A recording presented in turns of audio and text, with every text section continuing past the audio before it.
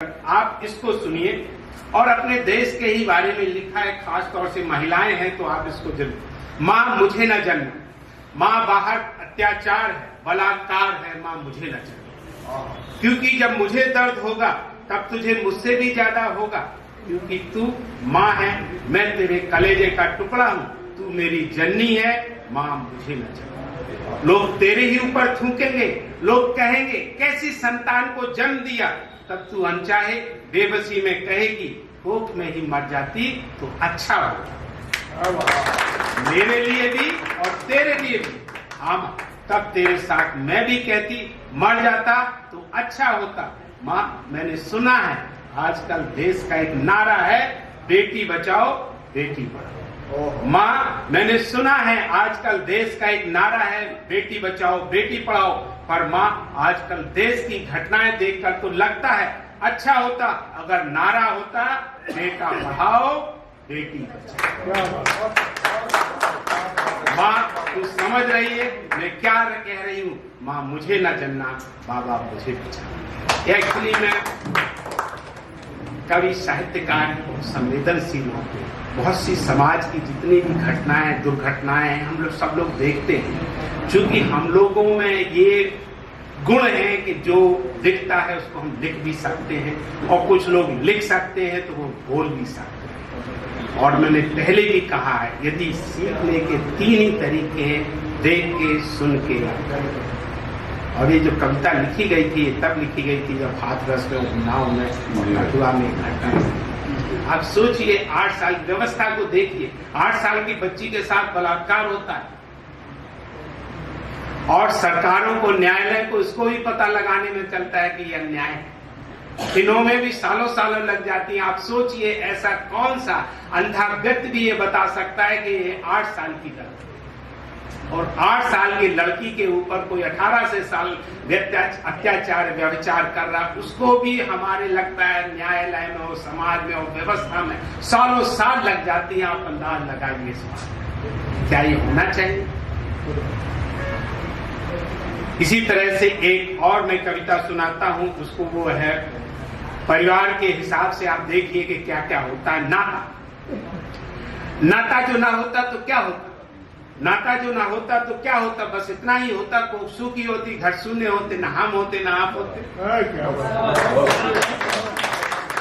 नाता जो ना होता तो क्या होता, बस इतना ही होता, कुछ सुखी होती, घर सुना होता, ना हम होते ना आप होते। यदि नाता ना होता तो ना आता कोई न जाता, यदि नाता ना होता ना तो आता कोई न जाता कोई। नाता ही तो है जो है मिलन का कारण, न नाता होता न नाती होते, ना ही होती पोतियां।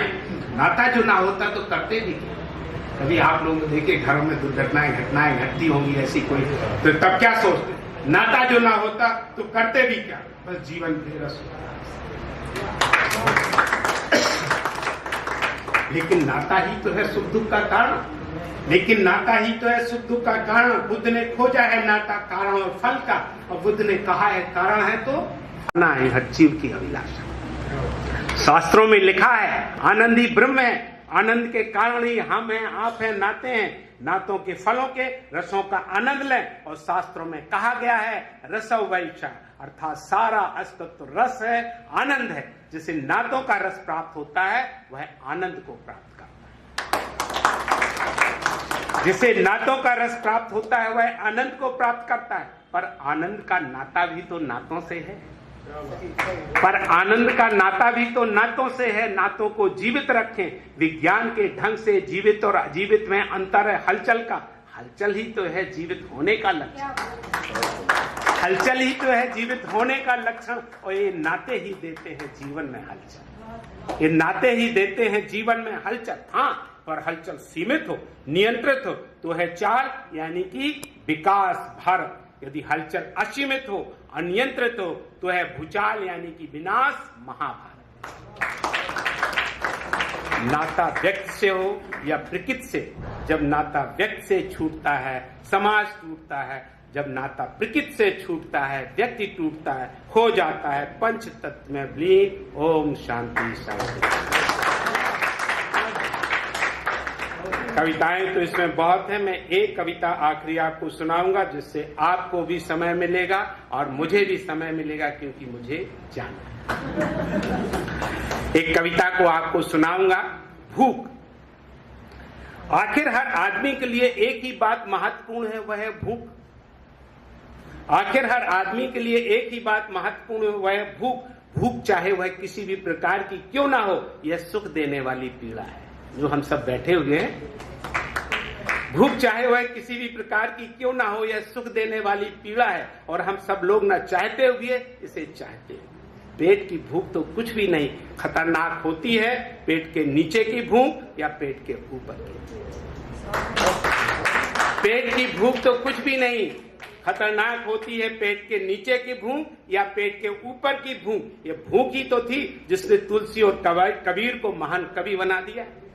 ये भूख ही तो थी जिसने तुलसी और कबीर को महान कवि बना दिया, या इसी भूख ने रावण और कुरुवंश का नाश कर दिया। जैसे कि अच्छे स्वास्थ्य के लिए डॉक्टर बताते हैं पोषक भोजन करें, उचित मात्रा में करें, उचित समय पर करें, यानी कि भूख लगने पर ही करें। यह सिद्धांत पेट की भूख के लिए तो कुछ हद तक संभव है, क्योंकि यह भूख सीमित है, लेकिन पेट की नीचे की या पेट के ऊपर की भूख के लिए नहीं, क्योंकि ये भूखें असीमित है, खास तौर से पेट के ऊपर। आपने देखा होगा, सुना होगा, IAS ऑफिसर पति पत्नी दोनों हैं जिनके बिस्तर में 300 करोड़ रुपए पाए। ऐसी कई घटनाएं, ये तो एक घटना है, ऐसी कई घटनाएं। लेकिन पेट की नीचे की भूख पेट के ऊपर की लिए नहीं, क्योंकि ये भूखें असीमित हैं, खास तौर से पेट के ऊपर की भूख। भूख तन की हो या मन की, उत्तम स्वास्थ्य के लिए इसे जितना जल्दी हो उसे मिटाना चाहिए। अब यह प्रश्न यह है कि किस क्रम से मिटाएं, पेट की भूख, पेट के ऊपर की भूख, या फिर पेट के नीचे की भूख। यदि विज्ञान की बात करें तो किसी भी चीज का केंद्र ही सबसे शक्तिशाली होता है, जैसे कि पेट। और यदि ज्ञान की बात करें तो क्या अन्न के अभाव में प्राण, मन, ज्ञान आदि संभव है?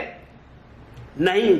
शास्त्रों में ऋषिभृग ने कहा है, अन्नम वै प्राणा, अर्थात अन्न से ही प्राण है, या यूं कहिए पेट से ही प्राण है। नीचे वाली चीज को नीचे ही छोड़ दें, क्योंकि पेट के नीचे की भूख को तो प्रकृति अपने प्रभाव से कुछ समय के बाद यदि मिटा नहीं देता तो कम तो कर ही देता। क्योंकि धन्यवाद, क्योंकि शायद प्रकृति ने ही इसे नीचे रखना चाहा हो, और हम प्रकृति से वैर ना लें, क्योंकि प्रकृति ही सबसे महान है। अल्लाह अकबर, गॉड इज ग्रेट, ईश्वर के आगे किसी की नहीं चलती। और फिर केंद्र से ऊपर भी तो एक शक्ति होती है जो नीचे के भूखों को नियंत्रित करती है। यदि हम वैज्ञानिक सिद्धांत की बात करें तो भूख क्या है? किसी चीज का इंटेक, लेकिन जब इंटेक होगा तो आउटपुट तो होगा ही। आउटपुट का मतलब है उत्सर्जन। जीवन में उत्सर्जन भी महत्वपूर्ण है, जीवन में उत्सर्जन भी महत्वपूर्ण है जीवन में। और उत्सर्जन के परिणाम देखें तो पेट की भूख का उत्सर्जन जानवरों के लिए, पेट की भूख का उत्सर्जन जानवरों के लिए, पेट की नीचे का भूख कुछ व्यक्तियों के लिए, और पेट की ऊपर की भूख का उत्सर्जन महत्वपूर्ण होता है कई पीढ़ियों के लिए। पेट की भूख का उत्सर्जन जानवरों के लिए, पेट की नीचे के भूख का कुछ व्यक्तियों के लिए, और पेट की भूख के ऊपर का उत्सर्जन महत्वपूर्ण होता है कई पीढ़ियों के लिए, जैसे कबीर, तुलसी, कालिदास आदि का उत्सर्जन। अंत में यह निर्णय आप पर छोड़ता हूं कि आपके लिए कौन सी भूख कितनी महत्वपूर्ण है। जीवन के रण में निर्णय ही कर्म है, अर्थात जैसा करोगे वैसा फलोगे। आपके उज्जवल भविष्य के लिए हमारी शुभकामनाएं।